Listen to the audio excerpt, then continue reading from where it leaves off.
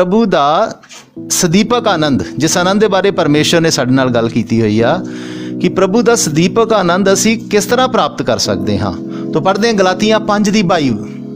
पर आत्मा दा फल ये है, पर कहंदा आत्मा दा फल ये है प्रेम, प्रेम, आनंद, हाँ शांति, धीरज। हाँ, बस उहदे विच एक नाम आया आनंद,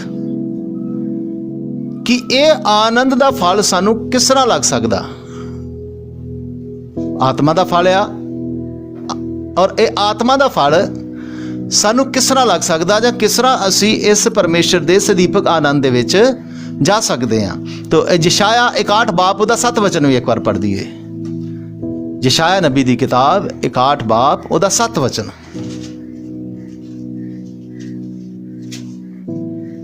ਤੁਹਾਡੀ ਲਾਜ ਦੇ ਥਾਂ ਦੁਗਣਾ, ਬੇਪਤੀ ਦੇ ਥਾਂ ਉਹ ਆਪਣੇ ਹਿੱਸੇ ਵਿੱਚ ਮੋਜ ਮਾਣਨਗੇ। ਹਾਂ, ਇਸ ਲਈ ਉਹ ਆਪਣੇ ਦੇਸ਼ ਵਿੱਚ ਦੁਗਣੇ ਉੱਤੇ ਕਬਜ਼ਾ ਕਰਨਗੇ। ਹਾਂ, ਉਹਨਾਂ ਨੂੰ ਸਦੀਪਕ ਆਨੰਦ ਹੋਵੇਗਾ। ਉਹਨਾਂ ਨੂੰ ਸਦੀਪਕ ਆਨੰਦ ਹੋਵੇਗਾ। ਇੱਥੇ ਇੱਕ ਸਦੀਪਕ ਆਨੰਦ ਦੀ ਗੱਲ ਕੀਤੀ ਆ, ਤੇ ਸਾਡਾ ਵਿਸ਼ਾ ਵੀ ਅੱਜ ਦਾ ਇਹੀ ਹੈ ਕਿ ਅਸੀਂ ਪ੍ਰਭੂ ਦਾ ਇਹ ਸਦੀਪਕ ਆਨੰਦ ਕਿਸ ਤਰੀਕੇ ਦੇ ਨਾਲ ਪ੍ਰਾਪਤ ਕਰ ਸਕਦੇ ਹਾਂ। ਮਸੀਹ ਜ਼ਿੰਦਗੀ आनंद की जिंदगी आ, खुश रहने वाली जिंदगी आ। जो इंसान एक बार मसीह नूं अपना जीवन दे दिंदा आ, उहदे जीवन दे विच इह सदीपक आनंद आ जांदा आ। इह सदीपक आनंद कहण तो मतलब उहदे जिंदगी च भावें दुख आए, भावें मुसीबत चाहे परेशानी आए, वो किसी दुख परेशानी तो घबराउंदा नहीं, क्योंकि उहदे अंदर एक ऐसा फल परमेश्वर ने रखिया जिहदा नाम आ आनंद। वो आनंद उहनूं दुखी होण ही नहीं दिंदा, वो ना आनंद उन्होंने परेशान नहीं होने दिंदा, वो आनंद उन्होंने किसी भी तरीके दे नाल घबराहट च पैण ही नहीं दिंदा, क्योंकि परमेश्वर ने उस इंसान नूं, जिस इंसान ने परमेश्वर नूं अपना जीवन दिता होया आ, एक सदीपक आनंद दे के रखिया होया आ। ते वो सदीपक आनंद हमेशा इत्थे भी जद तक असी जिउंदे आ ये ज़्यादा काम करदा आ, ते मरण तो बाद भी जब असी मर जावांगे जां परमेश्वर से सौ जावांगे तो हमेशा इस आनंद दे समय च, आनंद दे काल दे विच परमेश्वर दे नाल चले जावांगे। तो धन्नवाद है परमेश्वर दा कि अज तक परमेश्वर ने सानू संभालिया, मदद कीती आ। जेकर नहीं सी पता कि सदीपक आनंद की है जां इहनूं किस तरह प्राप्त कर सकते हैं, तो अज परमेश्वर ने एक समा दिता आ, एक मौका दिता होया आ कि असी इस सदीपक आनंद नूं प्राप्त करन दा वो तरीका समझ सकीए। तो आइए पढ़ते हैं ਇਹਦੇ बारे फिर सानू जेकर असी इस सदीपक आनंद नूं समझना आ कि किस तरह असी इस सदीपक आनंद नूं हमेशा दे लई प्राप्त कर सकते हैं जां किस तरह असी इहदे तक पहुँच सकते हैं, तो साडे जीवन दे विच कुछ कम्मां दा होना जरूरी आ जिहड़े कि सानू साडे लेवल ते करने पैणगे। परमेश्वर ये आनंद दिंदा आ, पर सानू इस आनंद नूं प्राप्त करना पैना आ। इस चीज़ नूं समझना, परमेश्वर दिंदा आ, सानू इस आनंद नूं प्राप्त करना पैना। हुण मान लो तुसी किसी कोई चीज़ फड़दे हो, तुसी जेकर कोई तुहानू किसी भी वस्तु नूं फड़ाउण दे लई अपना हत्थ वधाउंदा ते तुहानू भी अपने हत्थ वधा के उस चीज़ नूं की करना पैंदा, फड़ना पैंदा। इस तरह परमेश्वर दिंदा आ ते सानू इस आनंद नूं प्राप्त करना पैना। प्राप्त किस तरह करना पैना? कुछ काम ने, कुछ गल्लां ने, कुछ चीज़ां ने ਜਿਹੜੀਆਂ ਸਾਨੂੰ ਸਾਡੇ ਜੀਵਨ ਦੇ ਵਿੱਚ ਕਰਨੀਆਂ ਪੈਣੀਆਂ, ਔਰ ਉਹਨਾਂ ਕੰਮਾਂ ਨੂੰ ਜਦੋਂ ਅਸੀਂ ਕਰਦੇ ਜਾਵਾਂਗੇ, ਉਹਨਾਂ ਆਤਮਿਕ ਕੰਮਾਂ ਨੂੰ ਅਸੀਂ ਜਦੋਂ ਪੂਰੀਆਂ ਕਰਦੇ ਜਾਵਾਂਗੇ, ਇਹ ਸਦੀਪਕ ਆਨੰਦ, ਇਹ ਸਦਾ ਦਾ ਆਨੰਦ ਸਾਡੇ ਜੀਵਨ ਦੇ ਵਿੱਚ ਆਉਂਦਾ ਰਹੇਗਾ। तो आइए पढ़ते हैं नहम्याह ਦੀ किताब, नहम्याह ਦੀ पुस्तक ਉਹਦਾ 8 ਬਾਬ, ਜਾਂ ਉਸ ਤੋਂ ਪਹਿਲਾਂ ਪੜ੍ਹ ਦਈਏ नहम्याह 1 ਤੋਂ 4 तक पढ़ दिए पहला।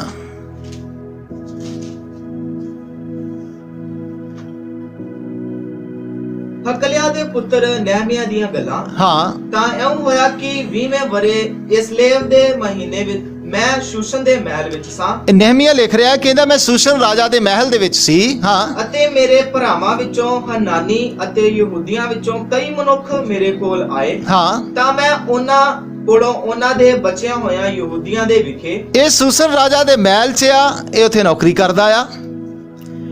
ਇਹਦੇ ਕੋਲ ਯਹੂਦਾ ਤੋਂ, ਯਰੂਸ਼ਲਮ ਤੋਂ ਕੁਝ ਲੋਕ ਆਏ ਨੇ। ਉਹਨਾਂ ਕੁਝ ਲੋਕਾਂ ਨੂੰ ਇਹਨੇ ਕੁਝ ਸਵਾਲ ਪੁੱਛੇ ਨੇ। ਹਾਂਜੀ, ਅਤੇ ਉਹਨਾਂ ਅਸੀਰਾਂ ਦੇ ਵਿਖੇ ਜਿਹੜੇ ਰਹਿ ਗਏ ਸਨ, ਕਹਿੰਦਾ ਮੈਂ ਉਹ ਜਿਹੜੇ ਉੱਥੇ ਰਹਿ ਗਏ ਸੀ ਯਰੂਸ਼ਲਮ ਦੇ ਵਿੱਚ ਉਹਨਾਂ ਦੇ ਬਾਰੇ, ਹਾਂ, ਅਤੇ ਯਰੂਸ਼ਲਮ ਦੇ ਵਿਖੇ ਪੁੱਛਿਆ, ਔਰ ਯਰੂਸ਼ਲਮ ਸ਼ਹਿਰ ਦੇ ਵਿਖੇ ਪੁੱਛਿਆ, ਹਾਂ। ਤਾਂ ਉਹਨਾਂ ਮੈਨੂੰ ਆਖਿਆ ਉਹ ਬਕੀਆ ਜਿਹੜਾ ਉੱਥੇ ਸੂਬੇ ਵਿੱਚ ਅਸੀਰੀ ਵਿੱਚੋਂ ਬਚ ਰਿਹਾ ਸੀ, ਉਹਨੇ ਕਹਿੰਦਾ ਮੈਨੂੰ ਆਖਿਆ ਕਿ ਉਹ ਬਕੀਆ ਜਿਹੜਾ ਉੱਥੇ ਅਸੀਰੀ ਦੇ ਵਿੱਚੋਂ ਬਚ ਗਿਆ ਸੀ ਜਾਂ ਗੁਲਾਮ ਹੋਣ ਤੋਂ ਬਚ ਗਿਆ ਸੀ, ਹਾਂ, ਵੱਡੀ ਦੁਰਦਸ਼ਾ ਅਤੇ ਨਿਰਾਦਰੀ ਵਿੱਚ ਹੈ, ਉਹ ਵੱਡੀ ਦੁਰਦਸ਼ਾ ਔਰ ਨਿਰਾਦਰੀ ਦੇ ਵਿੱਚ ਹੈ। ਹਾਂਜੀ, ਅਤੇ ਯਰੂਸ਼ਲਮ ਦੀਆਂ ਕੰਧਾਂ ਟੱਠੀਆਂ ਪਈਆਂ ਹਨ, ਔਰ ਕਹਿੰਦਾ ਯਰੂਸ਼ਲਮ ਦੀਆਂ ਕੰਧਾਂ ਟੱਠੀਆਂ ਪਈਆਂ ਨੇ, ਅਤੇ ਉਸ ਦੇ ਫਾਟਕ ਅੱਗ ਨਾਲ ਜਲੇ ਹੋਏ ਹਨ, ਉਹਦੇ ਫਾਟਕ ਅੱਗ ਦੇ ਨਾਲ ਸਾੜ ਦਿੱਤੇ ਗਏ, ਕੰਧਾਂ ਟੁੱਟ ਗਈਆਂ, ਫਾਟਕ ਸੜ ਗਏ, ਹਾਂ। ਅਤੇ ਇਉਂ ਹੋਇਆ ਕਿ ਜਦ ਮੈਂ ਇਹ ਗੱਲਾਂ ਸੁਣੀਆਂ, ਕਹਿੰਦਾ ਇਸ ਤਰ੍ਹਾਂ ਹੋਇਆ ਕਿ ਜਦੋਂ ਮੈਂ ਇਹ ਗੱਲਾਂ ਸੁਣ ਰਿਹਾ ਸੀ ਤਾਂ ਮੈਂ ਬੈਠ ਕੇ ਰੋਣ ਲੱਗ ਪਿਆ, ਫਿਰ ਉਹ ਉਦਾਸ ਹੋ ਗਿਆ। ਇਹ ਆ ਸਾਡਾ ਅਸਲੀ ਉਦਾਸੀ ਦਾ ਕਾਰਨ। ਇੱਥੇ ਵੀ ਹੱਥ ਰੱਖਣਾ। ਇਹਦੇ ਤੋਂ ਬਾਅਦ ਇੱਕ ਵਚਨ ਪੜ੍ਹ ਦਈਏ, ਨਹਿਮੀਆ 12 ਦੀ 43। ਅਤੇ ਉਸ ਦਿਨ ਉਹਨਾਂ ਨੇ ਵੱਡੀਆਂ ਬਲੀਆਂ ਚੜਾਈਆਂ। ਇੱਥੇ ਲਿਖ ਰਹੇ ਆ ਇਹ ਗੱਲ ਨਹਿਮੀਆ 1 ਦੀ 1 ਤੋਂ 4 ਤੱਕ ਪੜ੍ਹੀ। ਨਹਿਮੀਆ ਉਦਾਸ ਆ, ਪਰ 12 ਦੇ 43 ਵਚਨ ਦੇ ਵਿੱਚ ਲਿਖਿਆ ਉਹਨਾਂ ਨੇ ਵੱਡੀਆਂ ਬਲੀਆਂ ਚੜਾਈਆਂ, ਹਾਂ, ਅਤੇ ਵੱਡੇ ਆਨੰਦ ਹੋਏ, ਔਰ ਉਹ ਵੱਡੇ ਆਨੰਦ ਹੋਏ ਕਿਉਂਕਿ ਪਰਮੇਸ਼ਵਰ ਨੇ ਉਹਨਾਂ ਨੂੰ ਵੱਡੇ ਆਨੰਦ ਨਾਲ ਪ੍ਰਸੰਨ ਕੀਤਾ, ਕਿਉਂਕਿ ਪਰਮੇਸ਼ਰ ਨੇ ਉਹਨਾਂ ਨੂੰ ਵੱਡੇ ਆਨੰਦ ਦੇ ਨਾਲ ਪ੍ਰਸੰਨ ਕੀਤਾ।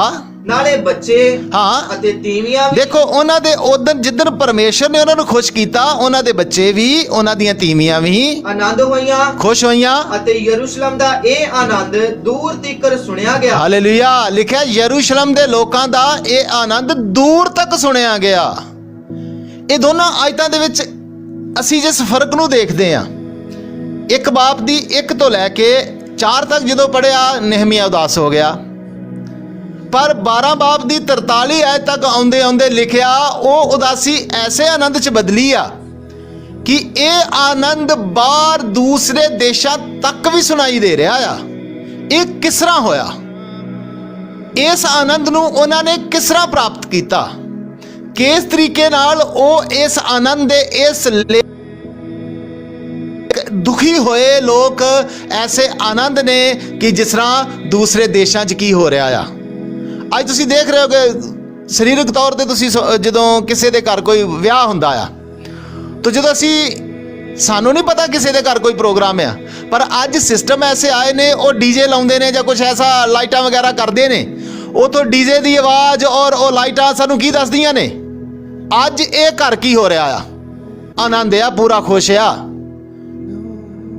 ਉਹ ਆਨੰਦ ਆ ਥੋੜੀ ਦੇਰ ਦਾ, ਥੋੜੀ ਦੇਰ ਤੋਂ ਬਾਅਦ ਉਹ ਡੀਜੇ ਵਾਲੇ, ਉਹ ਲਾਈਟਾਂ ਲੂਟਾਂ ਵਾਲੇ ਚਲੇ ਜਾਣਗੇ। ਪਰ ਜਿਸ ਆਨੰਦ ਨੂੰ ਪਰਮੇਸ਼ਰ ਸਾਡੇ ਜੀਵਨ 'ਚ ਦਿੰਦਾ ਨਾ, ਉਹ ਆ ਸਦੀਪਕ ਆਨੰਦ, ਜਿਹਦੀ ਅਸੀਂ ਗੱਲ ਕਰਨ ਲਈ ਜਾ ਰਹੇ ਹਾਂ ਅੱਜ। ਇਹ ਸਦੀਪਕ ਆਨੰਦ ਸਾਨੂੰ ਪ੍ਰਾਪਤ ਕਿਸ ਤਰ੍ਹਾਂ ਹੁੰਦਾ ਆ? ਇਹ ਸਦੀਪਕ ਆਨੰਦ ਸਾਨੂੰ ਮਿਲਦਾ ਕਿਸ ਤਰ੍ਹਾਂ ਆ? ਇਸ ਸਦੀਪਕ ਆਨੰਦ ਨੂੰ ਪ੍ਰਾਪਤ ਕਰਨ ਵਾਸਤੇ ਸਾਨੂੰ ਕੁਝ ਕੰਮ ਕਰਨੇ ਪੈਣਗੇ। ਸਾਡੇ ਜੀਵਨ 'ਚ ਸਾਨੂੰ ਕੁਝ ਸੁਧਾਰ ਕਰਨੇ ਪੈਣਗੇ। ਸਾਡੇ ਜੀਵਨ ਦੇ ਵਿੱਚ ਸਾਨੂੰ ਕੁਝ ਗੱਲਾਂ ਨੂੰ ਕਰਨਾ ਪਏਗਾ, ਜਿਨ੍ਹਾਂ ਨੂੰ ਜਦੋਂ ਅਸੀਂ ਜਿਨ੍ਹਾਂ ਚੀਜ਼ਾਂ ਨੂੰ ਕਰਦੇ ਜਾਵਾਂਗੇ, ਸ਼ੈਤਾਨ ਵੀ ਉਹਨਾਂ ਨੂੰ ਰੋਕਣ ਲਈ ਆਵੇਗਾ। ਪਰ ਜਦੋਂ ਅਸੀਂ ਇਹਨਾਂ ਕੰਮਾਂ ਨੂੰ ਆਪਣੇ ਜੀਵਨ 'ਚ ਕਰਦੇ ਜਾਵਾਂਗੇ, ਸਾਡੇ ਜੀਵਨ ਦੇ ਵਿੱਚ ਪਰਮੇਸ਼ਰ ਦਾ ਇਹ ਸਦੀਪਕ ਆਨੰਦ ਆਉਂਦਾ ਜਾਵੇਗਾ। तो आइए पढ़ते हैं। लिखिया नहमिया उदास सी। एक बार फिर पढ़ दी नहमिया 1 ਦੀ 1 ਤੋਂ 4 तक। ਹਕਲਿਆ ਦੇ ਪੁੱਤਰ ਨਹਿਮੀਆ ਦੀਆਂ ਗੱਲਾਂ। ਹਾਂ। ਤੇ ਆਉਂ ਹੋਇਆ ਕਿ 20ਵੇਂ ਵਰੇ ਕਿਸਲੇਵ ਦੇ ਮਹੀਨੇ ਮੈਂ ਸ਼ੂਸ਼ਨ ਦੇ ਮਹਿਲ ਵਿੱਚ ਸਾਂ। ਹਾਂ। ਅਤੇ ਮੇਰੇ ਭਰਾਵਾਂ ਵਿੱਚੋਂ ਹਨਾਨੀ ਅਤੇ ਯਹੂਦੀਆਂ ਵਿੱਚੋਂ ਹੁਣ ਜੇਕਰ ਅਸੀਂ ਵੀ ਪਰਮੇਸ਼ਰ ਦਾ ਇਹ ਆਨੰਦ ਪ੍ਰਾਪਤ ਕਰਨਾ ਆ ਤੇ ਸਾਨੂੰ ਕਰਨਾ ਕੀ ਪਵੇਗਾ? ਗੌਰ ਨਾਲ ਸੁਣਿਓ ਇਸ ਚੀਜ਼ ਨੂੰ। ਹਾਂਜੀ। ਅਤੇ ਮੇਰੇ ਭਰਾਵਾਂ ਵਿੱਚੋਂ ਹਨਾਨੀ ਅਤੇ ਯਹੂਦੀਆਂ ਵਿੱਚੋਂ ਕਈ ਮਨੁੱਖ ਮੇਰੇ ਕੋਲ ਆਏ। ਮੇਰੇ ਕਹਿੰਦੇ ਭਰਾਵਾਂ ਵਿੱਚੋਂ, ਯਹੂਦੀਆਂ, ਹਨਾਨੀਆਂ ਵਿੱਚੋਂ ਮੇਰੇ ਕੋਲ ਆਏ। ਹਾਂ। ਤਾਂ ਮੈਂ ਉਹਨਾਂ ਕੋਲੋਂ ਉਹਨਾਂ ਬਚਿਆ ਹੋਇਆ ਯਹੂਦੀਆਂ ਦੇ ਵਿਖੇ ਅਤੇ ਉਹਨਾਂ ਅਸੀਰਾਂ ਦੇ ਵਿਖੇ ਜਿਹੜੇ ਰਹਿ ਗਏ ਸਨ ਅਤੇ ਯਰੂਸ਼ਲਮ ਦੇ ਵਿਖੇ ਪੁੱਛਿਆ। ਹਾਂ, ਯਰੂਸ਼ਲਮ ਦੇ ਵਿਖੇ ਪੁੱਛ। ਵੇਖੋ ਯਰੂਸ਼ਲਮ ਦੇ ਵਿਖੇ ਪੁੱਛਣ ਦਾ ਮਤਲਬ, ਕਿਉਂਕਿ ਵਚਨ 'ਚ ਲਿਖਿਆ ਯਰੂਸ਼ਲਮ ਕੀ ਆ? ਵਚਨ ਕਹਿੰਦਾ ਯਰੂਸ਼ਲਮ ਪ੍ਰਾਰਥਨਾ ਦਾ ਘਰ ਕੀ ਕੀਤਾ ਹੋ ਜਾਵੇਗਾ? ਸਦਾਵੇਗਾ। ਯਰੂਸ਼ਲਮ ਪ੍ਰਾਰਥਨਾ ਦਾ ਘਰ ਸਦਾਵੇਗਾ। ਕਹਿਣ ਤੋਂ ਮਤਲਬ ਉਹਨਾਂ ਲੋਕਾਂ ਦੇ ਬਾਰੇ ਔਰ ਪ੍ਰਾਰਥਨਾ ਦੇ ਘਰ ਦੇ ਬਾਰੇ ਉਹਨੇ ਪੁੱਛਿਆ ਤੇ ਉਹਦੀ ਹਾਲਾਤ ਜਦੋਂ ਪਤਾ ਲੱਗੀ ਆ ਤੇ ਕੀ ਸੁਣਦਾ। ਹਾਂਜੀ, ਤਾਂ ਉਹਨਾਂ ਮੈਨੂੰ ਆਖਿਆ ਕਿ ਉਹ ਬਕੀਆ ਜਿਹੜਾ ਉੱਥੇ ਸੂਬੇ ਵਿੱਚ ਅਸੀਰੀ ਵਿੱਚੋਂ ਬਚ ਰਿਹਾ ਸੀ, ਹਾਂ, ਵੱਡੀ ਦੁਰਦਸ਼ਾ ਅਤੇ ਨਿਰਾਦਰੀ ਵਿੱਚ ਹੈ। ਕਹਿੰਦਾ ਉਹ ਲੋਕ ਵੱਡੀ ਦੁਰਦਸ਼ਾ ਔਰ ਨਿਰਾਦਰੀ ਦੇ ਵਿੱਚ ਨੇ। ਹਾਂ, ਅਤੇ ਯਰੂਸ਼ਲਮ ਦੀਆਂ ਕੰਧਾਂ ਟੱਠੀਆਂ ਪਈਆਂ ਹਨ, ਔਰ ਯਰੂਸ਼ਲਮ ਦੀਆਂ ਕੰਧਾਂ ਕੀ ਨੇ? ਟੱਠੀਆਂ ਪਈਆਂ ਨੇ। ਹਾਂ, ਅਤੇ ਉਸ ਦੇ ਫਾਟਕ ਅੱਗ ਨਾਲ ਜਲੇ ਹੋਏ ਹਨ। ਇਹ ਔਰ ਉਹਦੇ ਫਾਟਕ ਅੱਗ ਦੇ ਨਾਲ ਕੀ ਹੋਏ ਨੇ? ਇਹ ਕੰਧਾਂ ਟੱਠਣ ਦਾ ਮਤਲਬ ਇਹ ਯਰੂਸ਼ਲਮ ਦੀਆਂ ਕੰਧਾਂ ਟੱਟ ਜਾਣਾ, ਯਰੂਸ਼ਲਮ ਦੇ ਫਾਟਕ ਟੱਟ ਜਾਣਾ ਅੱਜ ਸਾਡੀ ਆਤਮਿਕ ਸਥਿਤੀ ਨੂੰ ਦਰਸਾ ਰਹੇ ਨੇ। ਇਹ ਨਹਿਮੀਆ ਉਸ ਸਮੇਂ ਰਾਜੇ ਦੇ ਮਹਿਲ 'ਚ ਸਾਕੀ ਆ, ਇੱਕ ਵੱਡੀ ਪੋਸਟ ਦੇ ਉੱਤੇ ਆ, ਰਾਜੇ ਦਾ ਬੜਾ ਕਰੀਬੀ ਆ। ਇਹਨੂੰ ਕੋਈ ਸਰੀਰਕ ਤੌਰ ਤੇ ਇਹਨੂੰ ਕੋਈ ਵੀ ਦੁੱਖ ਨਹੀਂ ਆ, ਪਰ ਜਦੋਂ ਆਤਮਿਕ ਤੌਰ ਤੇ ਇਹਨੂੰ ਜਦੋਂ ਪਤਾ ਲੱਗਾ ਆ ਤਾਂ ਆਤਮਿਕ ਤੌਰ ਤੇ ਦੁਖੀ ਆ। ਅੱਜ ਤੁਸੀਂ ਵੀ ਫਾਈਨੈਂਸ਼ੀਅਲ ਤੌਰ ਤੇ, ਸਰੀਰਕ ਤੌਰ ਤੇ ਖੁਸ਼ਹਾਲ ਹੋ ਸਕਦੇ ਹੋ, ਪਰ ਤੁਸੀਂ ਆਤਮਾ 'ਚ ਸੁਖੀ ਨਹੀਂ ਹੋ ਤੇ ਤੁਸੀਂ ਤੁਹਾਡਾ ਸੁਖੀ ਜੀਵਨ ਨਹੀਂ ਆ। ਅਸਲੀ ਆਨੰਦ ਆ ਆਤਮਿਕ। ਇਹ ਆਤਮਾ 'ਚ ਅਸੀਂ ਆਨੰਦ ਨਹੀਂ ਆ, ਸਾਡੇ ਘਰ ਦੇ ਸੁਖ ਆਰਾਮ ਦਾ ਸਾਨੂੰ ਕੋਈ ਵੀ ਫਾਇਦਾ ਨਹੀਂ। ਇਸੇ ਤਰ੍ਹਾਂ ਇਹ ਨਹਿਮੀਆ ਸਾਕੀ ਹੁੰਦਾ ਹੋਇਆ ਉਸ ਜਗ੍ਹਾ ਤੇ ਇੱਕ ਵੱਡੀ ਡਿਊਟੀ ਕਰਦਾ ਹੋਇਆ, ਡਿਊਟੀ ਕਰਦਾ ਕਰਦਾ ਪਰੇਸ਼ਾਨ ਆ, ਉਦਾਸ ਆ। ਕਿਉਂ ਉਦਾਸ ਆ? ਕਿਉਂਕਿ ਯਰੂਸ਼ਲਮ ਦੀਆਂ ਕੰਧਾਂ ਔਰ ਯਰੂਸ਼ਲਮ ਦੇ ਦਰਵਾਜ਼ੇ ਕੀ ਹੋਏ ਨੇ? ਟੱਠੇ ਹੋਏ ਨੇ। ਕੰਧਾਂ ਟੱਠੀਆਂ, ਦਰਵਾਜ਼ੇ ਸੜੇ। ਕੰਧਾਂ ਟੱਠੀਆਂ, ਦਰਵਾਜ਼ੇ ਸੜੇ ਤੋਂ ਮਤਲਬ ਪਵਿੱਤਰਤਾਈ ਅਤੇ ਅਲੱਗਤਾਈ ਜਾਂਦੀ ਰਹੀ ਆ। ਤੁਹਾਡੇ ਜੀਵਨ 'ਚ ਜੇ ਪਵਿੱਤਰਤਾਈ ਨਹੀਂ ਆ, ਤੁਹਾਡੇ ਜੀਵਨ 'ਚ ਜੇ ਅਲੱਗਤਾਈ ਨਹੀਂ ਆ, ਤੁਸੀਂ ਕਦੇ ਵੀ ਸੁਖੀ ਨਹੀਂ ਰਹਿ ਸਕਦੇ, ਤੁਸੀਂ ਕਦੇ ਵੀ ਆਨੰਦ ਨਹੀਂ ਰਹਿ ਸਕਦੇ। ਬੇਸ਼ੱਕ ਤੁਸੀਂ ਵੇਖਣ ਨੂੰ ਜਿੱਡੇ ਵੱਡੇ ਮਰਜ਼ੀ ਮਸੀਹੀ ਹੋਵੋਗੇ, ਜਿੱਡੇ ਮਰਜ਼ੀ ਵੱਡੇ ਪ੍ਰਾਰਥਨਾ ਕਰਨ ਵਾਲੇ ਹੋਵੋਗੇ, ਪਰ ਜੇਕਰ ਇਹ ਦਰਵਾਜ਼ੇ ਜਾਂ ਇਹ ਕੰਧਾਂ ਤੁਹਾਡੇ ਆਤਮਿਕ ਜੀਵਨ ਦੀਆਂ ਟੁੱਟੀਆਂ ਨੇ, ਤੁਸੀਂ ਸੁਖੀ ਨਹੀਂ ਹੋ, ਤੁਸੀਂ ਆਤਮਾ ਦੇ ਵਿੱਚ ਦੁਖੀ ਰਹੋਗੇ। ਕਿਉਂ? ਕੰਧਾਂ ਟੁੱਟੀਆਂ ਨੇ, ਸ਼ੈਤਾਨ ਜਦੋਂ ਮਰਜ਼ੀ ਆ ਸਕਦਾ। ਦਰਵਾਜ਼ੇ ਟੁੱਟੇ ਨੇ, ਸ਼ੈਤਾਨ ਨੂੰ ਐਂਟਰੀ ਕਰਨ ਤੋਂ ਕੋਈ ਰੋਕ ਹੀ ਨਹੀਂ ਸਕਦਾ। ਜੇ ਤੁਹਾਡੇ ਆਤਮਿਕ ਜੀਵਨ ਦੇ ਵਿੱਚ, ਤੁਹਾਡੇ ਆਤਮਿਕ ਜੀਵਨ ਦੀਆਂ ਕੰਧਾਂ ਟੱਠੀਆਂ ਹੋਈਆਂ ਨੇ, ਦੀਵਾਰ ਤੇ ਦਰਵਾਜ਼ੇ ਸੜੇ ਹੋਏ ਨੇ, ਤੇ ਸ਼ੈਤਾਨ ਦੀਆਂ ਗਤੀਵਿਧੀਆਂ ਨੂੰ ਤੁਸੀਂ ਰੋਕ ਨਹੀਂ ਸਕਦੇ। ਅੱਜ ਵਿਸ਼ਵਾਸੀਆਂ ਦੇ ਜੀਵਨ ਦੇ ਵਿੱਚ ਸ਼ੈਤਾਨੀ ਗਤੀਵਿਧੀਆਂ ਕਿਉਂ ਵੱਧ ਗਈਆਂ ਨੇ? ਅੱਜ ਵਿਸ਼ਵਾਸੀਆਂ ਦੇ ਜੀਵਨ ਦੇ ਵਿੱਚ ਸ਼ੈਤਾਨ ਧੜੱਲੇ ਨਾਲ ਕਿਉਂ ਕੰਮ ਕਰ ਰਿਹਾ? ਕਿਉਂਕਿ ਇਹ ਦੋ ਚੀਜ਼ਾਂ ਉਹਨਾਂ ਦੇ ਜੀਵਨ 'ਚ ਹੋਣ ਵਾਲੀਆਂ ਨੇ। ਉਹਨਾਂ ਦੇ ਆਤਮਿਕ ਕੰਧਾਂ ਟੱਠੀਆਂ ਨੇ, ਦਰਵਾਜ਼ੇ ਕੀ ਹੋਏ ਨੇ? ਅੱਗ ਨਾਲ ਸਾੜੇ ਹੋਏ ਨੇ। ਜੇ ਤੁਹਾਡੇ ਜੀਵਨ ਦੇ ਵਿੱਚ ਵੀ ਸ਼ੈਤਾਨ ਨੂੰ ਬਾਹਰ ਰੱਖਣ ਵਾਲੀ, ਸ਼ੈਤਾਨ ਨੂੰ ਡੱਕ ਕੇ ਰੱਖਣ ਵਾਲੀ ਦੀਵਾਰ ਤੁਸੀਂ ਖੜੀ ਨਹੀਂ ਕੀਤੀ ਹੋਈ, ਤੁਸੀਂ ਦੁਨੀਆ ਦੇ ਸਭ ਤੋਂ ਦੁਖੀ ਇਨਸਾਨ ਹੋ। ਜੇਕਰ ਹਜੇ ਵੀ ਤੁਹਾਡੇ ਇਹ ਦਰਵਾਜ਼ੇ ਅੱਗ ਨਾਲ ਸੜੇ ਨੇ, ਸ਼ੈਤਾਨ ਜਦੋਂ ਮਰਜ਼ੀ ਆ ਜਾਂਦਾ, ਜਦੋਂ ਮਰਜ਼ੀ ਆ ਕੇ ਤੁਹਾਡੇ ਕੋਲ ਕੁਝ ਕਰ ਹੀ ਨਹੀਂ ਸਕਦੇ, ਤੁਸੀਂ ਦੁਨੀਆ ਦੇ ਸਭ ਤੋਂ ਦੁਖੀ ਇਨਸਾਨ ਹੋ। ਇਸੇ ਕਾਰਨ ਇਹ ਨਹਿਮੀਆ ਵੀ ਦੁਖੀ ਆ। ਕੀ ਕਹਿੰਦਾ? ਪੜ੍ਹੀਏ ਜੀ। ਤਾਂ ਇਉਂ ਹੋਇਆ ਕਿ ਜਦ ਮੈਂ ਇਹ ਗੱਲਾਂ ਸੁਣੀਆਂ ਤਾਂ ਮੈਂ ਬੈਠ ਕੇ ਰੋਣ ਲੱਗ ਪਿਆ। ਹਾਂ, ਬੈਠ ਕੇ ਰੋਣ ਲੱਗ ਪਿਆ, ਉਦਾਸ ਹੋ ਗਿਆ। ਪਵਿੱਤਰਤਾਈ ਦੀ ਤੇ ਅਲੱਗਤਾਈ ਦੀ ਕੰਧ ਕੀ ਹੋ ਚੁੱਕੀ ਆ? ਟੱਟ ਚੁੱਕੀ ਹੈ। ਇਸ ਕਰਕੇ ਇੱਥੇ ਹੱਥ ਰੱਖਣਾ, ਵਚਨ ਪੜ੍ਹਨਾ। ਗਿਣਤੀ ਦੀ ਕਿਤਾਬ 23 ਬਾਬ 9 ਔਰ 10 ਵਚਨ ਪੜ੍ਹੀਏ। ਗਿਣਤੀ ਦੀ ਕਿਤਾਬ 23 ਬਾਬ 9 ਔਰ 10 ਵਚਨ ਪੜ੍ਹ ਦਈਏ। ਚਟਾਨ ਦੀਆਂ ਟੀਸੀਆਂ ਤੋਂ ਮੈਂ ਉਹਨੂੰ ਵੇਖਦਾ ਹਾਂ। ਹਾਂ, ਇੱਥੇ ਬਲਿਆਮ ਕਹਿੰਦਾ ਚਟਾਨ ਦੀਆਂ ਟੀਸੀਆਂ ਤੋਂ ਮੈਂ ਉਹਨੂੰ ਵੇਖਦਾ ਹਾਂ, ਅਤੇ ਪਰਬਤਾਂ ਤੋਂ ਮੈਂ ਉਸ ਉੱਤੇ ਨਿਗਾਹ ਮਾਰਦਾ ਹਾਂ। ਪਰਬਤਾਂ ਤੋਂ ਮੈਂ ਉਸ ਉੱਤੇ ਨਿਗਾਹ ਮਾਰਦਾ ਹਾਂ। ਇਹ ਪ੍ਰਜਾ ਇਕੱਲੀ ਵਸਦੀ ਹੈ। ਇਹ ਪ੍ਰਜਾ ਇਕੱਲੀ ਵਸਦੀ ਹੈ, ਅਤੇ ਕੌਮਾਂ ਦੇ ਵਿੱਚ ਉਹ ਆਪਣੇ ਆਪ ਨੂੰ ਨਹੀਂ ਗਿਣਦੀ। ਕੌਮਾਂ ਦੇ ਵਿੱਚ ਉਹ ਆਪਣੇ ਆਪ ਨੂੰ ਨਹੀਂ ਗਿਣਦੀ। ਹਾਂ, ਯਾਕੂਬ ਇਹ ਇੱਥੇ ਜਦੋਂ ਬਲਿਆਮ ਦੇਖ ਰਿਹਾ ਆ, ਇਸਰਾਏਲ ਦੀ ਅਲੱਗਤਾਈ ਦੀ ਦੀਵਾਰ ਬੜੀ ਉੱਚੀ ਆ। ਇਸਰਾਏਲ ਇਹ ਅਲੱਗ ਵਸਦੇ ਨੇ, ਉਹ ਦੁਨੀਆਦਾਰੀ ਤੋਂ ਅਲੱਗ ਰਹਿੰਦੇ ਨੇ। ਅਲੱਗਤਾਈ ਦੀ ਦੀਵਾਰ ਉੱਚੀ ਹੋਣ ਦੇ ਕਾਰਨ ਅੱਜ ਕੀ ਬਲਿਆਮ ਦੇ ਮੂੰਹ ਚੋਂ ਕੀ ਨਿਕਲ ਰਿਹਾ ਆ? ਹਾਂ, ਯਾਕੂਬ ਦੀ ਧੂੜ ਦੇ ਕਿਣਕਿਣਿਆਂ ਨੂੰ ਗਿਣ ਗਿਣਿਆ ਜਾਂ ਕਿਨ ਇਸਰਾਇਲ ਦੀ ਚੌੜਾਈ ਦੀ ਹਾਂ, ਕੀਤੀ। ਹੁਣ ਇਹ ਅਲੱਗਤਾਈ ਦੀ ਦੀਵਾਰ ਉੱਚੀ ਹੋਣ ਦੇ ਕਾਰਨ ਬਲਿਆਮ ਆਪਣੇ ਮੂੰਹ ਚੋਂ ਸ਼ਰਾਪ ਕੱਢ ਰਿਹਾ ਆ ਤੇ ਉਹਨਾਂ ਨੂੰ ਕੀ ਮਿਲ ਰਿਹਾ? ਜੇਕਰ ਤੁਹਾਡੀ ਅਲੱਗਤਾਈ ਦੀ ਦੀਵਾਰ ਉੱਚੀ ਹੈ, ਜੇਕਰ ਸਾਰ ਚੁੱਕੇ ਹੋ ਸ਼ੈਤਾਨ ਦਾ ਕੋਈ ਕੰਮ ਸ਼ਰਾਪ ਤੁਹਾਡੇ ਜੀਵਨ 'ਚ ਨਹੀਂ ਆ ਸਕਦਾ। ਅੱਜ ਅਸੀਂ ਕਿਉਂ ਪਰੇਸ਼ਾਨ ਆ? ਕਿਉਂ ਅਸੀਂ ਦੁਖੀ ਆ? ਕਿਉਂ ਆਤਮਿਕ ਤੌਰ ਤੇ ਅਸੀਂ ਖੁਸ਼ ਨਹੀਂ ਆ? ਕਿਉਂਕਿ ਸਾਡੀ ਅਲੱਗਤਾਈ ਦੀ ਦੀਵਾਰ ਟੁੱਟੀ ਹੋਈ ਆ। ਅਸੀਂ ਸੰਸਾਰ ਦੇ ਵਿੱਚ ਰਲੇ ਆ। ਸੰਸਾਰ ਸਾਡੇ ਉੱਪਰ ਝਲਕਦਾ, ਸੰਸਾਰ ਸਾਡੇ ਕੱਪੜਿਆਂ ਤੋਂ, ਸੰਸਾਰ ਸਾਡੇ ਵੇਸ਼ਭੂਸ਼ਾ ਤੋਂ, ਸੰਸਾਰ ਸਾਡੇ ਰਹਿਣ ਸਹਿਣ ਤੋਂ, ਸੰਸਾਰ ਸਾਡੇ ਚੱਲਣ ਦੇ ਬੋਲਣ ਦੇ ਹਰ ਇੱਕ ਢੰਗ ਤੋਂ ਸੰਸਾਰਿਕਤਾ ਦਿਖਾਈ ਦਿੰਦੀ ਆ। ਤੇ ਜੇ ਸੰਸਾਰਿਕਤਾ ਦਿਖਾਈ ਦਿੰਦੀ ਆ ਤੇ ਇਹ ਵਚਨ ਤੁਹਾਡੇ ਤੇ ਨਹੀਂ ਪੂਰਾ ਹੋ ਰਿਹਾ ਕਿ ਬਲਿਆਮ ਜਾਂ ਸ਼ੈਤਾਨ ਜਦੋਂ ਤੁਹਾਨੂੰ ਵੇਖਦਾ ਆ ਉਹ ਤੁਹਾਨੂੰ ਸੰਸਾਰ ਨਾਲੋਂ ਅਲੱਗ ਨਹੀਂ ਦੇਖਦਾ, ਉਹ ਤੁਹਾਨੂੰ ਸੰਸਾਰ 'ਚ ਰਲੇ ਮਿਲੇ ਹੀ ਦੇਖਦਾ ਆ। ਇਸੇ ਕਾਰਨ ਤੁਹਾਡੇ ਉੱਪਰ ਸ਼ੈਤਾਨ ਦੀਆਂ ਚਾਲਾਂ, ਇਸੇ ਕਾਰਨ ਤੁਹਾਡੇ ਉੱਤੇ ਸ਼ੈਤਾਨ ਦੇ ਸ਼ਰਾਪ, ਇਸੇ ਕਾਰਨ ਤੁਹਾਡੇ ਉੱਤੇ ਸ਼ੈਤਾਨ ਦੀਆਂ ਯੁਕਤੀਆਂ ਚੱਲ ਰਹੀਆਂ ਨੇ। ਜੇਕਰ ਤੁਸੀਂ ਇਹਨਾਂ ਸ਼ੈਤਾਨ ਦੀਆਂ ਯੁਕਤੀਆਂ ਤੋਂ ਬਚਣਾ ਚਾਹੁੰਦੇ ਹੋ ਤੋ ਤੁਹਾਨੂੰ ਆਪਣੀਆਂ ਇਹਨਾਂ ਅਲੱਗਤਾਈਆਂ ਦੀਆਂ ਦੀਵਾਰਾਂ ਨੂੰ ਉਸਾਰਨਾ ਪਵੇਗਾ।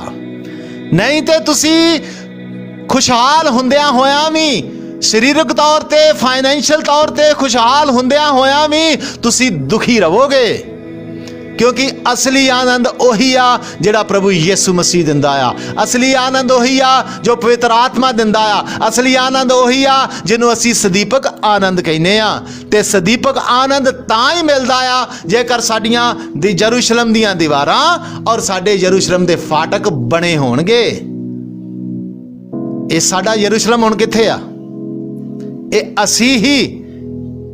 ਅਸੀਂ ਹੀ ਪਰਮੇਸ਼ਰ ਦੀ ਹੈਕਲ ਹਾਂ। ਅਸੀਂ ਹੀ ਹੁਣ ਅਸਲੀ ਯਰੂਸ਼ਲਮ ਹਾਂ। ਇਸ ਕਾਰਨ ਆਪਣੇ ਆਤਮਿਕ ਜੀਵਨ ਤੇ ਧਿਆਨ ਦਈਏ। ਜੇਕਰ ਅਸੀਂ ਆਪਣੇ ਆਤਮਿਕ ਜੀਵਨ ਤੇ ਧਿਆਨ ਨਹੀਂ ਦੇਵਾਂਗੇ, ਜੇਕਰ ਅਸੀਂ ਆਪਣੇ ਆਤਮਿਕ ਜੀਵਨ ਦੀ ਰਾਖੀ ਨਹੀਂ ਕਰਾਂਗੇ ਤੇ ਅਸੀਂ ਕਦੇ ਵੀ ਆਤਮਿਕ ਤੌਰ ਤੇ ਖੁਸ਼ ਜਾਂ ਸੁਖੀ ਨਹੀਂ ਰਵਾਂਗੇ। ਕਿਉਂ? ਕਿਉਂਕਿ ਵਚਨ ਵੀ ਕਹਿੰਦਾ ਸਿਯੋਨ ਦੇ ਦੁਖੀਆਂ ਸੀ। ਸਵਰਗੀ ਥਾਵਾਂ ਦਾ ਵਾਅਦਾ ਹੁੰਦਿਆਂ ਸੁਣਦਿਆਂ ਵੀ, ਸਭ ਕੁਝ ਪਰਮੇਸ਼ਰ ਦੀ ਕਿਰਪਾ ਦਾ ਵਾਅਦਾ ਹੁੰਦਿਆਂ ਸੁਣਦਿਆਂ ਵੀ ਅਸੀਂ ਦੁਖੀ ਹਾਂ। ਕਿਉਂ ਦੁਖੀ ਹਾਂ? ਕਿਉਂਕਿ ਨਹਿਮੀਆ ਵਾਂਗੂ ਅਸੀਂ ਵੇਖ ਸਕਦੇ ਹਾਂ ਆਪਣੇ ਆਪ ਨੂੰ ਦੀਵਾਰਾਂ ਟੁੱਟੀਆਂ ਔਰ ਫਾਟਕ ਅੱਗ ਦੇ ਨਾਲ ਕੀ ਨੇ?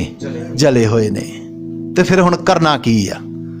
ਅੱਜ ਜੇਕਰ ਤੁਸੀਂ ਆਪਣੇ ਆਤਮਿਕ ਜੀਵਨ 'ਚ ਝਾਤੀ ਮਾਰ ਰਹੇ ਹੋ, ਸਾਡੇ ਆਤਮਿਕ ਜੀਵਨ ਐਸੇ ਨੇ, ਸਾਡੇ ਆਤਮਿਕ ਜੀਵਨ ਸਾਨੂੰ ਦਿਖਾਈ ਦੇ ਰਹੇ ਨੇ ਕਿ ਦੀਵਾਰਾਂ ਟੁੱਟ ਗਈਆਂ ਨੇ ਔਰ ਦਰਵਾਜ਼ੇ ਜਾਂ ਗੇਟ ਜਾਂ ਢੱਕਣ ਵਾਲੇ ਫਾਟਕ ਅੱਗ ਦੇ ਨਾਲ ਕੀ ਹੋ ਚੁੱਕੇ ਨੇ? ਤਾਂ ਫਿਰ ਹੁਣ ਕਰਨਾ ਕੀ ਪਵੇਗਾ? ਕਰਨਾ ਇਹ ਆ ਕਿ ਜਿਸ ਤਰ੍ਹਾਂ ਨਹਿਮੀਆ ਨੇ ਰਾਜੇ ਦੇ ਅੱਗੇ ਜਦੋਂ ਉਦਾਸ ਹੋਇਆ ਤੇ ਰਾਜੇ ਨੇ ਪੁੱਛਿਆ, ਉਹਨੇ ਬੇਨਤੀ ਕੀਤੀ ਆ ਮੇਰਾ ਯਰੂਸ਼ਲਮ ਜਾਂ ਮੇਰਾ ਪਿਛੋਕੜ ਇਹ ਆ। ਉਹ ਯਰੂਸ਼ਲਮ, ਉਹ ਪਰਮੇਸ਼ਰ ਦਾ ਸਥਾਨ ਜਾਂ ਪਰਮੇਸ਼ਰ ਦਾ ਘਰ ਜਿੱਥੇ ਆਰਾਧਨਾ ਹੋਣੀ ਆ, ਅੱਜ ਉੱਥੇ ਹੋਇਆ ਪਿਆ ਆ। ਅੱਜ ਉੱਥੇ ਕੋਈ ਆਰਾਧਨਾ ਨਹੀਂ, ਅੱਜ ਉੱਥੇ ਕੋਈ ਉਪਾਸਨਾ ਨਹੀਂ, ਅੱਜ ਉੱਥੇ ਕੋਈ ਪਰਮੇਸ਼ਰ ਦੀ ਆਵਾਜ਼ ਨਹੀਂ ਆ। ਜੇਕਰ ਤੁਹਾਡੇ ਆਤਮਿਕ ਜੀਵਨ ਵੀ ਅੱਜ ਖੰਡਰ ਜਾਂ ਵਿਰਾਨ ਹੋ ਚੁੱਕੇ ਨੇ ਤਾਂ ਇਹ ਵਚਨ ਸੁਣ ਕੇ ਤੁਸੀਂ ਆਪਣੇ ਜੀਵਨਾਂ ਨੂੰ ਸਿੱਧ ਕਰ ਸਕਦੇ ਹੋ। ਇਹ ਵਚਨ ਸੁਣ ਕੇ ਤੁਸੀਂ ਦੁਬਾਰਾ ਆਪਣੇ ਜੀਵਨਾਂ ਨੂੰ, ਇਹਨਾਂ ਖੰਡਰ ਹੋਏ ਜ਼ਿੰਦਗੀਆਂ ਨੂੰ, ਇਹਨਾਂ ਖੰਡਰ ਹੋਏ ਜੀਵਨਾਂ ਨੂੰ ਜਾਂ ਇਸ ਵਿਰਾਨ ਹੋਏ ਜੀਵਨਾਂ ਨੂੰ ਦੁਬਾਰਾ ਤੋਂ ਤਿਆਰ ਕਰ ਸਕਦੇ ਹੋ। ਤਿਆਰ ਕਰਨ ਦਾ ਤਰੀਕਾ ਕੀ ਆ? ਸਭ ਤੋਂ ਪਹਿਲਾਂ ਪਰਮੇਸ਼ਰ ਦੇ ਅੱਗੇ ਝੁਕੀਏ, ਪਰਮੇਸ਼ਰ ਦੇ ਅੱਗੇ ਸਾਰੀ ਸਥਿਤੀ ਨੂੰ ਪ੍ਰਗਟ ਕਰੀਏ। ਪਰਮੇਸ਼ਰ ਜਾਣਦਾ ਆ, ਸਭ ਕੁਝ ਜਾਣਦਾ ਆ, ਪਰ ਪਰਮੇਸ਼ਰ ਤੁਹਾਡੇ ਮੂੰਹੋਂ ਅੰਗੀਕਾਰ ਵੀ ਕਰਵਾਉਣਾ ਚਾਹੁੰਦਾ ਆ।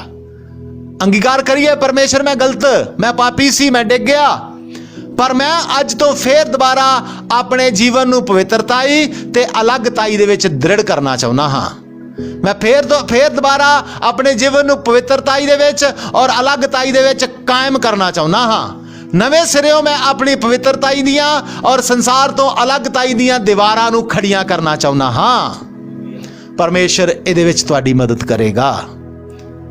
ਜਿਸ ਤਰ੍ਹਾਂ ਨਹਿਮੀਆ ਨੂੰ ਸਾਰੀਆਂ ਇਜਾਜ਼ਤਾਂ ਮਿਲ ਗਈਆਂ ਨੇ, ਉਸੇ ਤਰ੍ਹਾਂ ਸਾਨੂੰ ਵੀ ਪਰਮੇਸ਼ਰ ਸਾਡੇ ਇਹਨਾਂ ਆਤਮਿਕ ਘਰਾਂ ਨੂੰ ਖੜੇ ਕਰਨ ਦੇ ਵਿੱਚ ਕੀ ਕਰੇਗਾ? ਸਾਡੀ ਮਦਦ ਕਰੇਗਾ। ਇਸ ਕਾਰਨ ਹਮੇਸ਼ਾ ਇਸ ਤਰ੍ਹਾਂ ਉਦਾਸੀ ਦੇ ਵਿੱਚ, ਹਮੇਸ਼ਾ ਇਸ ਆਤਮਿਕ ਪਰੇਸ਼ਾਨੀ ਦੇ ਵਿੱਚ ਚੱਲਦੇ ਰਹਿਣ ਦਾ ਕੋਈ ਮਤਲਬ ਨਹੀਂ ਆ, ਕਿਉਂਕਿ ਮਸੀਹੀ ਜ਼ਿੰਦਗੀ ਆਨੰਦ ਦੀ ਜ਼ਿੰਦਗੀ ਆ।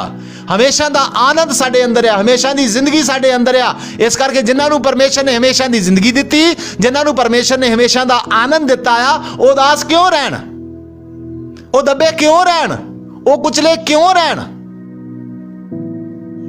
ਅਸੀਂ ਜੇ ਉਦਾਸ ਦੱਬੇ ਕੁਚਲੇ ਆ, ਗਲਤੀ ਸਾਡੀ ਆ। ਅਸੀਂ ਆਪਣੀ ਅਲੱਗਤਾਈ ਦੀ ਦੀਵਾਰ ਨੂੰ ਔਰ ਅਸੀਂ ਆਪਣੀ ਪਵਿੱਤਰਤਾਈ ਦੀ ਦੀਵਾਰ ਨੂੰ ਡੇਗ ਚੁੱਕੇ ਆ। ਸ਼ੈਤਾਨ ਦੀ ਐਂਟਰੀ ਬਿਨਾਂ ਰੁਕਾਵਟ ਦੇ ਹੋ ਰਹੀ ਆ ਸਾਡੇ ਜੀਵਨ 'ਚ। ਸ਼ੈਤਾਨ ਨੂੰ ਸਾਡੇ ਜੀਵਨ 'ਚ ਕੰਮ ਕਰਨ ਦੇ ਲਈ, ਸ਼ੈਤਾਨ ਨੂੰ ਸਾਡੇ ਜੀਵਨ 'ਚ ਪਾਪ ਲੈ ਕੇ ਆਉਣ ਦੇ ਲਈ ਰੁਕਾਵਟ ਹੈ ਹੀ ਨਹੀਂ। ਕਿਉਂ? ਕਿਉਂਕਿ ਦੀਵਾਰਾਂ ਕੀ ਹੋ ਚੁੱਕੀਆਂ ਨੇ? ਟੁੱਟ ਚੁੱਕੀਆਂ ਨੇ। तो आइए पढ़ते हैं, ਇਹਦਾ 5 वचन पढ़िए, 4 और 5 वचन पढ़िए। ਅਤੇ ਮੈਂ ਆਖਿਆ, हे ਯਹੋਵਾ, हाँ 4 और 5। ਤਾਂ ਐਂ ਹੋਇਆ ਕਿ ਜਦ ਇਹ ਮੈਂ ਗੱਲਾਂ ਸੁਣੀਆਂ ਤਾਂ ਮੈਂ ਬੈਠ ਕੇ ਰੋਣ ਲੱਗ ਪਿਆ ਅਤੇ ਮੈਂ ਕਈ ਦਿਨਾਂ ਤੱਕ ਸੋਗ ਕੀਤਾ ਹਾਂ। ਅਤੇ ਵਰਤ ਰੱਖਿਆ, ਨਾਲੇ ਆਕਾਸ਼ ਦੇ ਪਰਮੇਸ਼ਰ ਸਨਮੁਖ ਪ੍ਰਾਰਥਨਾ ਕੀਤੀ। ਹਾਂ, ਹੁਣ ਇਹਦਾ 2 ਬਾਬ ਪ੍ਰਾਰਥਨਾ ਕੀਤੀ ਹੈ। ਜਦੋਂ ਆਕਾਸ਼ ਦੇ ਪਰਮੇਸ਼ਰ ਦੇ ਸਨਮੁਖ ਪ੍ਰਾਰਥਨਾ ਕੀਤੀ, ਆਕਾਸ਼ ਦੇ ਸਨਮੁਖ ਪਰਮੇਸ਼ਰ ਨੂੰ ਸਭ ਕੁਝ ਦੱਸਿਆ, तो 2 ਬਾਬ ਦੀ 4 और 5 ਆਇਤ ਪੜ੍ਹੀਏ ਜੀ। ਪਾਤਸ਼ਾਹ ਨੇ ਮੈਨੂੰ ਆਖਿਆ, ਔਰ ਪ੍ਰਾਰਥਨਾ ਸੁਣੀ ਗਈ। ਅੱਜ ਜਦੋਂ ਤੁਸੀਂ ਪਰਮੇਸ਼ਰ ਦੇ, ਆਕਾਸ਼ ਦੇ ਪਰਮੇਸ਼ਰ ਦੇ ਸਨਮੁਖ ਆਪਣੀ ਇਸ ਹਾਲਾਤ ਨੂੰ ਪ੍ਰਗਟ ਕਰ ਰਹੇ ਹੋ, ਉਹ ਜਾਣਦਾ ਹੈ ਸਭ ਕੁਝ। ਉਹ ਤੁਹਾਡੀ ਆਤਮਿਕ ਹਾਲਾਤ ਨੂੰ ਜਾਣਦਾ, ਪਰ ਉਹ ਚਾਹੁੰਦਾ ਆ ਤੁਸੀਂ ਆਪਣੀ ਆਤਮਿਕ ਹਾਲਾਤ ਨੂੰ ਠੀਕ ਕਰਨ ਦੇ ਲਈ ਕਾਲੇ ਪਾਓ। ਤੁਸੀਂ ਆਪਣੀ ਆਤਮਿਕ ਹਾਲਾਤ ਨੂੰ ਠੀਕ ਕਰਨ ਦੇ ਲਈ ਤੇਜ਼ੀ ਦਿਖਾਓ, ਬੇਨਤੀ ਕਰੋ, ਮੈਨੂੰ ਕਹੋ, ਮੈਂ ਤੁਹਾਡੀ ਮਦਦ ਕਰਾਂਗਾ। ਆਪਣਾ ਮਨ ਬਣਾਓ, ਅੱਜ ਆਪਣੀ ਸੋਚ ਨੂੰ ਬਦਲੋ। ਜਿੱਦਣ ਸਾਡਾ ਮਨ ਬਣ ਗਿਆ, ਸਹੀ ਮਨ ਦੇ ਨਾਲ ਆਪਣੇ ਆਤਮਿਕ ਜੀਵਨ ਨੂੰ ਸਾਰਨ ਦੇ ਲਈ ਅਸੀਂ ਪਰਮੇਸ਼ਰ ਦੇ ਅੱਗੇ ਬੇਨਤੀ ਕਰਾਂਗੇ, ਪਰਮੇਸ਼ਰ ਜ਼ਰੂਰ ਸੁਣੇਗਾ। ਜਦੋਂ ਨਹਿਮੀਆ ਨੇ ਕੀਤੀ ਆ ਬੇਨਤੀ, ਨਹਿਮੀਆ ਦੀ ਬੇਨਤੀ ਸੁਣੀ ਗਈ ਆ। ਪੜ੍ਹੀਏ ਜੀ 2 ਦੀ 4 और 5। हाँ जी। ਪਾਤਸ਼ਾਹ ਨੇ ਮੈਨੂੰ ਆਖਿਆ, ਹਾਂ। ਤੂੰ ਕੀ ਚਾਹੁੰਦਾ ਹੈ? ਮੈਂ ਤਾਂ ਮੈਂ ਆਕਾਸ਼ ਦੇ ਪਰਮੇਸ਼ਰ ਅੱਗੇ ਬੇਨਤੀ ਕੀਤੀ ਤੇ ਮੈਂ ਪਾਤਸ਼ਾਹ ਨੂੰ ਆਖਿਆ, ਹਾਂ, ਜੇ ਪਾਤਸ਼ਾਹ ਨੂੰ ਚੰਗਾ ਲੱਗੇ ਅਤੇ ਜੇ ਤੁਹਾਡਾ ਦਾਸ ਤੁਹਾਡੀ ਨਿਗਾਹ ਵਿੱਚ ਚੰਗਾ ਹੋਵੇ ਤਾਂ ਤੁਸੀਂ ਮੈਨੂੰ ਯਹੂਦਾ ਨੂੰ, ਮੇਰੇ ਪਿਓ ਦਾਦਿਆਂ ਦੀਆਂ ਕਬਰਾਂ ਦੇ ਸ਼ਹਿਰ ਨੂੰ ਕੱਲ ਦਿਓ ਕਿ ਮੈਂ ਉਹਨਾਂ ਨੂੰ ਬਣਾਵਾਂ। ਤਾਂ ਪਾਤਸ਼ਾਹ ਨੇ, ਜਿਹਦੇ ਕੋਲ ਮਲਕਾ ਵੀ ਬੈਠੀ ਸੀ, ਮੈਨੂੰ ਆਖਿਆ, ਮੇਰਾ ਜਾਣਾ ਕਿੰਨੇ ਚਿਰ ਲਈ ਹੈ ਤੇ ਤੂੰ ਕਦੋਂ ਮੁੜੇਗਾ? ਤੇਰਾ ਜਾਣਾ ਕਿੰਨੇ ਚਿਰ ਲਈ ਹੈ ਤੇ ਤੂੰ ਕਦੋਂ ਮੁੜੇਗਾ? ਤਾਂ ਮੇਰਾ ਕਲਣਾ ਪਾਤਸ਼ਾਹ ਦੇ ਦਰਬਾਰ ਵਿੱਚ ਚੰਗਾ ਲੱਗਾ ਅਤੇ ਮੈਂ ਉਹਦੇ ਨਾਲ ਇੱਕ ਵੇਲਾ ਠਹਿਰਾ ਲਿਆ ਔਰ ਇਹਨੂੰ ਆਪਣੇ ਸ਼ਹਿਰ ਨੂੰ ਉਸਾਰਨ ਦੀ ਮਨਜ਼ੂਰੀ ਮਿਲ ਗਈ। ਨਹਿਮੀਆ ਨੂੰ ਆਪਣੇ ਸ਼ਹਿਰ ਦੀਆਂ ਦੀਵਾਰਾਂ ਨੂੰ ਔਰ ਉਹਨਾਂ ਸੜੇ ਫਾਟਕਾਂ ਨੂੰ ਰਿਪੇਅਰ ਕਰਨ ਦੀ, ਤੇ ਇੱਕ ਵਾਰੀ ਫੇਰ ਯਰੂਸ਼ਲਮ ਸ਼ਹਿਰ ਨੂੰ ਉਸਾਰਨ ਦੀ ਪਰਮਿਸ਼ਨ ਕੀ ਹੋ ਗਈ ਆ? ਮਿਲ ਗਈ ਆ। ਇਸ ਤਰ੍ਹਾਂ ਤੁਸੀਂ ਵੀ ਆਪਣੇ ਜੀਵਨ 'ਚ ਜੇਕਰ ਅੱਜ ਦੇਖਦੇ ਹੋ ਤੁਹਾਡੇ ਆਤਮਿਕ ਜੀਵਨ ਖੰਡਰ ਨੇ, ਵਿਰਾਨ ਨੇ, ਬੇਨਤੀ ਕਰੋ ਪਰਮੇਸ਼ਰ ਦੇ ਸਾਹਮਣੇ। ਪਰਮੇਸ਼ਰ ਤੁਹਾਡੇ ਆਤਮਿਕ ਜੀਵਨਾਂ ਨੂੰ ਫੇਰ ਦੁਬਾਰਾ ਖੜੇ ਕਰਨ ਦੀ ਤੁਹਾਨੂੰ ਹਿੰਮਤ ਦੇਵੇਗਾ। ਪਰਮੇਸ਼ਰ ਫੇਰ ਤੁਹਾਡੇ ਆਤਮਿਕ ਜੀਵਨ 'ਚ ਅਲੱਗਤਾਈ ਤੇ ਪਵਿੱਤਰਤਾਈ ਦੀ ਦੀਵਾਰ ਨੂੰ ਖੜੇ ਕਰਨ 'ਚ ਤੁਹਾਡੀ ਮਦਦ ਕਰੇਗਾ। ਅਲੱਗਤਾਈ ਕਿਹਦੇ ਤੋਂ? ਸੰਸਾਰ ਤੋਂ ਅਲੱਗ, ਸੰਸਾਰਿਕਤਾ ਤੋਂ ਅਲੱਗ, ਸੰਸਾਰ ਦੇ ਹਰ ਲੋਭ ਤੋਂ ਅਲੱਗ, ਸੰਸਾਰ ਦੇ ਹਰ ਫੈਸ਼ਨ ਤੋਂ ਅਲੱਗ, ਸੰਸਾਰ ਦੀ ਇੱਕ ਇੱਕ ਗੱਲ ਤੋਂ ਅਲੱਗ ਰਹਿਣਾ ਪਵੇਗਾ। ਪਵਿੱਤਰਤਾਈ ਆਪਣੇ ਆਪ, ਪਰਮੇਸ਼ਰ ਕਹਿੰਦਾ, ਕਿਉਂ ਜੋ ਮੈਂ ਪਵਿੱਤਰ ਹਾਂ ਤੁਸੀਂ ਵੀ ਕੀ ਕਰੋ? ਸ਼ੈਤਾਨ ਦੀ ਹਰ ਚਾਲ ਤੋਂ, ਹਰ ਸੋਚ, ਹਰ ਵਿਚਾਰ, ਹਰ ਇੱਕ ਕੰਮ ਤੋਂ ਜੋ ਸਾਨੂੰ ਅਸ਼ੁੱਧ ਕਰਦਾ ਆ, ਉਸ ਅਸ਼ੁੱਧੀ ਤੋਂ ਸਾਨੂੰ ਦੂਰ ਰਹਿਣਾ ਪਏਗਾ, ਨਹੀਂ ਤੇ ਹਮੇਸ਼ਾ ਅਸੀਂ ਆਤਮਿਕ ਜੀਵਨ 'ਚ ਦੁਖੀ ਰਵਾਂਗੇ। ਸਾਡੇ ਜੀਵਨ 'ਚ ਇਹ ਆਤਮਿਕ ਆਨੰਦ ਨਹੀਂ ਆਵੇਗਾ ਜਿਸ ਸਦੀਪਕ ਜੀਵਨ ਦੀ ਅਸੀਂ ਗੱਲ ਕਰ, ਸਦੀਪਕ ਆਨੰਦ ਦੀ ਗੱਲ ਕਰ ਰਹੇ ਹਾਂ। ਇਹ ਸਦੀਪਕ ਆਨੰਦ ਕਦੇ ਵੀ ਸਾਨੂੰ ਨਹੀਂ ਮਿਲੇਗਾ ਜੇਕਰ ਅਸੀਂ ਪਵਿੱਤਰਤਾਈ ਦੀ ਔਰ ਅਲੱਗਤਾਈ ਦੀ ਦੀਵਾਰ ਨੂੰ ਖੜਾ ਨਹੀਂ ਕੀਤਾ ਹੋਇਆ। ਇਹਨੂੰ ਖੜਾ ਕਰਨਾ ਆ, ਸਭ ਤੋਂ ਪਹਿਲਾਂ ਪਰਮੇਸ਼ਰ ਦੇ ਅੱਗੇ ਬੇਨਤੀ ਕਰੋ, ਪਰਮੇਸ਼ਰ ਪ੍ਰਾਰਥਨਾ ਨੂੰ ਸੁਣੇਗਾ। ਪਰਮੇਸ਼ਰ ਤੁਹਾਡੇ ਆਤਮਿਕ ਜੀਵਨਾਂ ਨੂੰ ਫਿਰ ਤੋਂ ਬਹਾਲ ਕਰਨ ਦੇ ਲਈ, ਆਤਮਿਕ ਜੀਵਨਾਂ ਨੂੰ ਫਿਰ ਤੋਂ ਖੜੇ ਕਰਨ ਦੇ ਲਈ ਪਰਮੇਸ਼ਰ ਤੁਹਾਡੀ ਮਦਦ ਕਰੇਗਾ। ਨਹਿਮੀਆ ਨੇ ਬੇਨਤੀ ਕੀਤੀ ਆ, ਰਾਜੇ ਨੇ ਬੇਨਤੀ ਮਨਜ਼ੂਰ ਕਰ ਲਈ। ਕਿੰਨੇ ਕਰਵਾਈ ਬੇਨਤੀ ਮਨਜ਼ੂਰ? ਸੈਨਾ ਦੇ ਯਹੋਵਾ ਨੇ, ਉਸ ਆਕਾਸ਼ ਦੇ ਪਰਮੇਸ਼ਰ ਨੇ ਜਿਹਦੇ ਸਾਹਮਣੇ ਉਹਨੇ ਘੁਟਨੇ ਟੇਕੇ ਸੀ। ਤੁਸੀਂ ਅੱਜ ਪਰਮੇਸ਼ਰ ਦੇ ਸਾਹਮਣੇ ਘੁਟਨੇ ਟੇਕੋ, ਪਰਮੇਸ਼ਰ ਨੂੰ ਆਪਣੀ ਇਸ ਮੁਸ਼ਕਲ ਦੇ ਬਾਰੇ ਦੱਸੋ, ਪਰਮੇਸ਼ਰ ਨੂੰ ਆਪਣੇ ਜੀਵਨ ਨੂੰ ਬਹਾਲ ਕਰਨ ਦੇ ਲਈ ਕਹੋ। ਪਰਮੇਸ਼ਰ ਤੁਹਾਡੇ ਜੀਵਨਾਂ ਨੂੰ ਬਹਾਲ ਕਰਨ ਦੇ ਲਈ ਹੀ ਆਇਆ ਹੋਇਆ ਆ, ਪਰ ਉਹਨੇ ਇੱਕ ਸਾਡੇ ਜੀਵਨ ਦੇ ਵਿੱਚ ਆਜ਼ਾਦ ਮਰਜ਼ੀ ਦਿੱਤੀ ਹੋਈ ਆ। ਤੂੰ ਆਪਣੀ ਮਰਜ਼ੀ ਕਰ ਸਕਦਾ ਹਾਂ, ਤੂੰ ਆਪਣੀ ਮਰਜ਼ੀ ਦੇ ਨਾਲ ਚੱਲ ਸਕਦਾ ਆ, ਪਰ ਜੇਕਰ ਤੂੰ ਚਾਹੇ ਤੇ ਮੇਰੀ ਮਦਦ ਲੈ ਸਕਦਾ ਆ। ਮੈਂ ਹਰ ਵੇਲੇ ਤੇਰੇ ਨਾਲ ਹੈ। ਤਾਂ ਹੀ ਤਾਂ ਉਹਦੇ ਆਪਣੇ ਲੋਕਾਂ ਨੂੰ ਨੇ ਕਿਹਾ, ਇਸ ਯੁੱਗ ਦੇ ਅੰਤ ਤੀਕ ਹਮੇਸ਼ਾ ਮੈਂ ਕੀ ਹਾਂ, ਤੁਹਾਡੇ ਨਾਲ ਹਾਂ। ਪਰਮੇਸ਼ਰ ਤੁਹਾਡੀ ਮਦਦ ਕਰਨ ਦੇ ਲਈ ਹਮੇਸ਼ਾ ਤੁਹਾਡੇ ਨਾਲ ਆ। ਤੁਸੀਂ ਹਿੰਮਤੀ ਬਣੋ, ਉੱਠੋ, ਤਿਆਰ ਹੋਵੋ ਪਰਮੇਸ਼ਰ ਦੀ ਮਦਦ ਲਈ, ਪਰਮੇਸ਼ਰ ਨੂੰ ਪੁਕਾਰੋ। ਪੁਰਾਣੇ ਨੇਮ ਦੇ ਵਿੱਚ ਤੁਸੀਂ ਪੜ੍ਹਦੇ ਆ, ਜਿੰਨੀ ਵਾਰ ਵੀ ਲੋਕਾਂ ਨੂੰ ਮਦਦ ਦੀ ਲੋੜ ਪਈ, ਲੋਕਾਂ ਨੇ ਪਰਮੇਸ਼ਰ ਨੂੰ ਪੁਕਾਰਿਆ। ਦਾਊਦ ਨੇ ਭਜਨ ਵੀ ਲਿਖਿਆ ਆ, ਅੱਖੀਆਂ ਚੁੱਕਦਾ ਹਾਂ ਮੈਂ ਵੱਲ ਪਹਾੜਾਂ, ਮਦਦ ਲਈ ਮੈਂ ਕਿਸ ਨੂੰ? ਉਹਨੂੰ ਪਤਾ ਮੇਰੀ ਮਦਦ ਲਈ ਯਹੋਵਾ ਆਵੇਗਾ। ਇਸੇ ਲਈ ਅੱਜ ਤੁਹਾਡੇ ਜੀਵਨਾਂ ਨੂੰ ਜੇਕਰ ਤੁਸੀਂ ਬਹਾਲ ਕਰਨਾ ਚਾਹੁੰਦੇ ਹੋ, ਸਵਰਗ ਦਾ ਪਰਮੇਸ਼ਰ ਤੁਹਾਡੇ ਜੀਵਨਾਂ ਨੂੰ ਬਹਾਲ ਕਰਨ ਲਈ ਆਏਗਾ। ਸਵਰਗ ਤੋਂ ਮਦਦ ਆਏਗੀ, ਸੈਨਾ ਦੇ ਯਹੋਵਾ ਦੀ ਮਦਦ ਆਏਗੀ, ਕਿ ਤੁਸੀਂ ਆਪਣੀਆਂ ਪਵਿੱਤਰਤਾਈ ਦੀਆਂ ਔਰ ਆਪਣੀਆਂ ਅਲੱਗਤਾਈ ਦੀਆਂ ਇਹਨਾਂ ਕੰਧਾਂ ਨੂੰ ਦੁਬਾਰਾ ਉਸਾਰ ਸਕੋ।